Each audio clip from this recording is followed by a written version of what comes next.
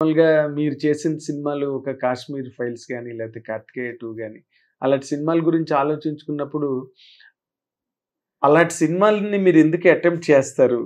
అలాంటి సినిమాలే ఎందుకు చేయాలనుకుంటారు? అన్నదెప్పుడు నాకు ఒక రకమైన జర్నలిస్ట్‌గా నాకొక డౌట్ అండి. సరే, సినిమా ఇండస్ట్రీకి నేను వచ్చిన కారణం ప్యాషన్. సినిమా ఇండస్ట్రీకి వచ్చినాక ప్యాషన్‌తో వచ్చింది. వచ్చిన తర్వాత ప్యాషన్ అంటే ఒక డిఫరెంట్ టైప్ ఆఫ్ సినిమా చేయాలి. కామన్ సినిమా కూడా చేయాలా, but different type of cinema చేయాలా. నేను పాస్ట్ ఆల్సో హ్యావ్ టోల్డ్, దేశం కోసం ధర్మం కోసం ఎక్కడి దాకా వెళ్తాం. దేశం కోసం, ధర్మం కోసం. That is my philosophy. అక్కడ ఎక్కడి దాకా వెళ్తాం and we have to do something. ఇప్పుడు మన సనాతన్ ధర్మంలో పుట్టిన హిందూ ఫ్యామిలీలో పుట్టిన మనిషి. My grand father was jeweller of Nizam. My father we being a Marwadi family, we have some morals, ethics. What have you given to your society? ఇప్పుడు మన సొసైటీకి సొసైటీ ఒక మనకి ఎంత పెద్ద స్థాయిలో పెట్టిన మనకి సొసైటీ ఇన్కమ్ కానీ, రెస్పెక్ట్ అన్నీ ఇచ్చిన మన సొసైటీకి మనం ఏమి ఇస్తున్నారు? So I feel it my own personal feeling. What I feel is that through a medium of cinema, I want to say untold stories. I want to show unsung heroes of India. We have many unsung heroes in India also. Exactly, sir. Chala mandi we don't need to go out of India or to foreign stories get tackle. మన సభ్యత, మన చరిత్రం, మన heroes కి మన చూపిస్తే చాలు. బోల్డెన్ మంది ఉన్నారు. మన coming generation should know that. అవునండి.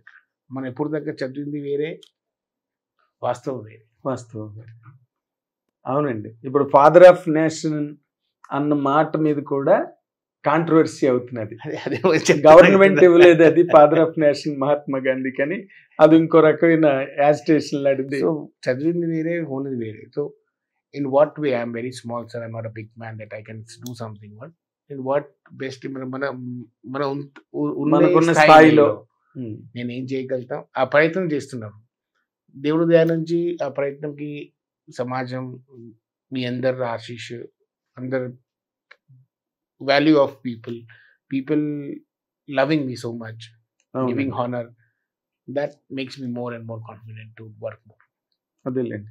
ఎందుకంటే నార్మల్గా అంటే సినిమా ఇండస్ట్రీలోకి అంటే మీ గురించి, మార్వాడి కమ్యూనిటీ గురించి మీరు చాలా లాయల్గా ఉంటారు, చాలా డివోషనల్ పీపుల్, సంస్కారం, సంస్కృతి వీటన్నిటిని బాగా నమ్మే మనుషులు.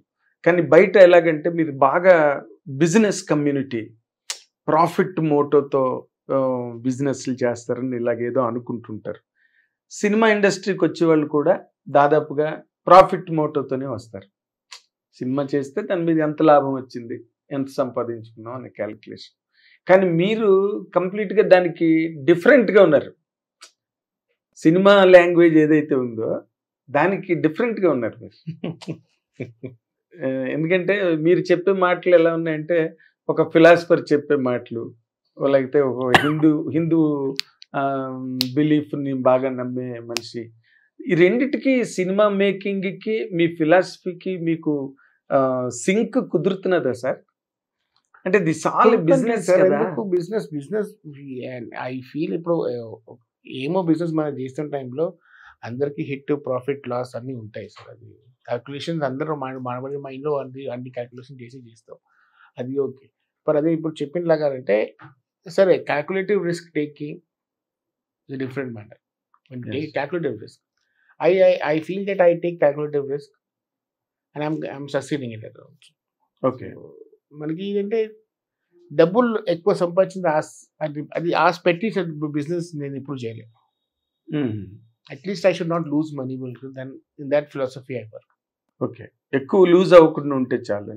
లూజ్ అవ్వకుండా చాలు, అదే profit. When you do a business, there's profit and loss are there, but you should not lose money because of your negligence or other mistakes. Yes yes అంటే అది బేసిక్ బిజినెస్ తాలూకు ఎథిక్స్ కదండి.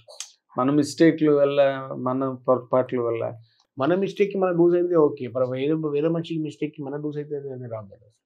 మన we're giving him chance to make. Yes exactly. So that is also our mistake. Okay. అంటే నేను నార్మల్గా నేను మధ్య రోజుల్లో విన్నది, మీరు టైగర్ నాగేశ్వరరావు సినిమాకి సంబంధించి కొన్ని ప్రాబ్లమ్స్ ఫేస్ చేశారు సినిమా మేకింగ్లో కానీ, లేకపోతే ఏదో ఎక్కడో తెలియని ఒక గ్యాప్. అంటే సార్ అది it's okay, part and parcel cinema. No, I'm very happy with whatever it is.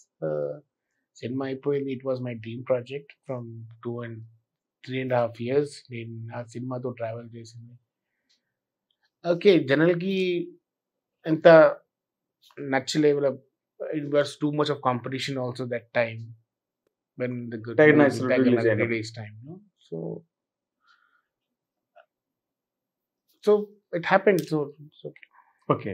అంటే నార్మల్గా are you comfortable with the project అండి? ఇప్పుడు ఓకే, కాశ్మీర్ ఫైల్స్ వేరు, లేకపోతే కార్తికేయ 2 వేరు, tiger Nageswara is absolutely a commercial. I'm comfortable with that. Finally comfortable మీరు ఆ సినిమాతో. అంటే మీరు during the making tiger Nageswara టైంలో కూడా నాకు అప్పుడు ఇచ్చిన ఇంటర్వ్యూలో చెప్పారు, ఐఎమ్ వెరీ హ్యాపీ, రవితేజతో నేను మళ్ళీ చేస్తాను. నేను 100% చేస్తాను అనేది. మాకు ఏం 1% కూడా నాకు ప్రాబ్లం లేదు. ఆ రోజు మీరు ఫంక్షన్లోనే అదే చెప్పారు, అండ్ మాకు ఇంటర్వ్యూలో కూడా అదే చెప్పారు. 200% ఆయనకి సపోర్ట్, ఆయన ఇచ్చింది విల్ పవర్ కానీ, ఆ బ్యాక్ సపోర్ట్ కానీ no one will give that. So ప్రొడ్యూసర్కి సో దట్ ఈస్ అన్నిగా కానీ కావచ్చు, డైరెక్టర్ కానీ కావచ్చు. It's okay, happens, things happen sometimes. It's okay, we might lose, we might fail or not, but we never failed it. It is not a failure project card. You know, but it collected more than 20 crores share. So it is OTT kuda manchi.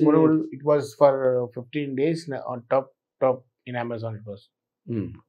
ఇప్పుడు మళ్ళీ వంశీతో మళ్ళీ cinema planning ఉన్నదా? తను ఇంకో చూస్తాం, script దొరకాలి, అన్ని దొరకాలి.